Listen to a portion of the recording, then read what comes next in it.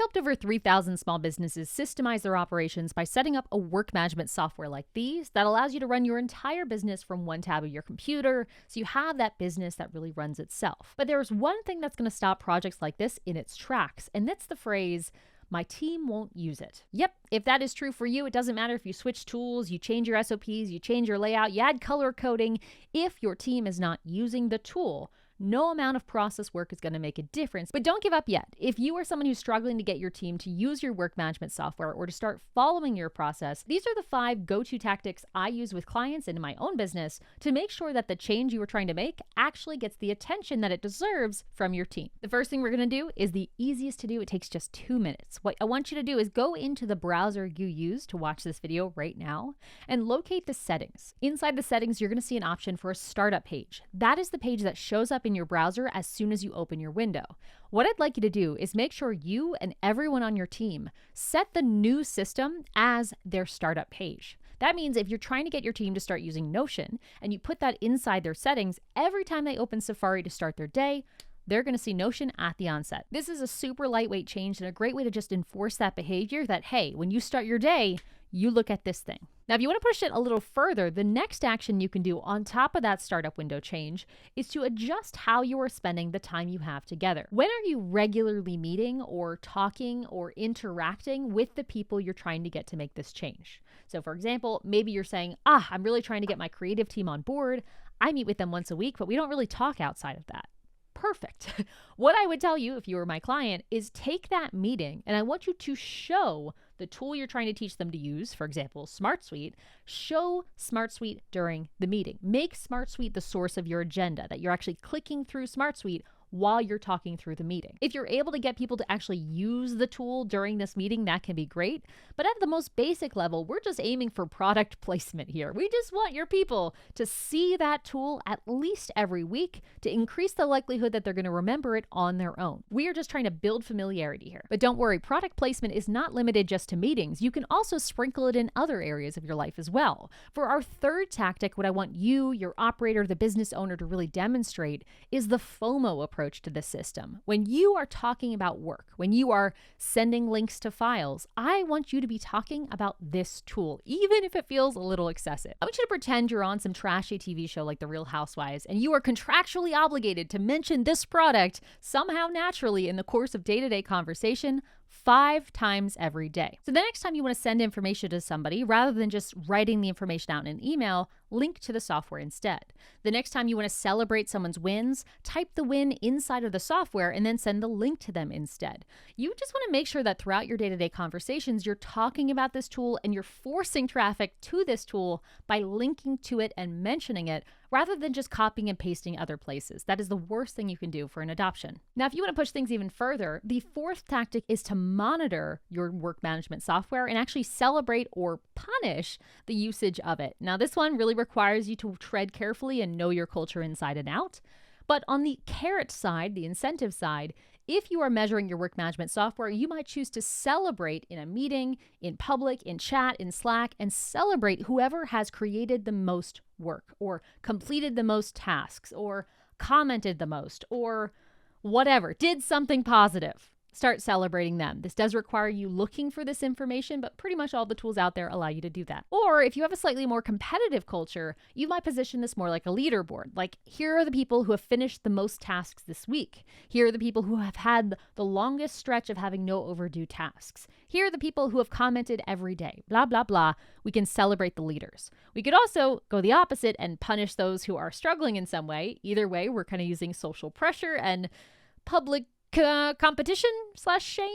But the goal here, whether you go the soft approach or the harsh approach, is to make it clear that this is something that's important here. And we're going to keep talking about it until you get on board. It's not going anywhere. By the way, if you notice that these examples feel oddly specific, it's because they are. These are real stories from working with clients here at ProcessDriven. If you'd like to work with our team to systemize your business, the link is in the description below, but let's get back to the video. If you are a team like so many of the clients I've worked with who have had a lot of false starts with software, you've switched tools, you've changed layouts, you've changed hierarchies, and your team has whiplash from having more than one of these major changes a year, you are already starting behind on the migration piece. And if you're in this kind of starting from behind piece, I'm going to tell you, candidly, what your team doesn't want to tell you. Boss, I know you care about this, but I think you only care about this for about 2 weeks, and then you're going to go right back to the other way. So why is it worth my time? This is just another one of those times where you're going to make us all do something that you're not even going to do, and then it's going to fall to the wayside.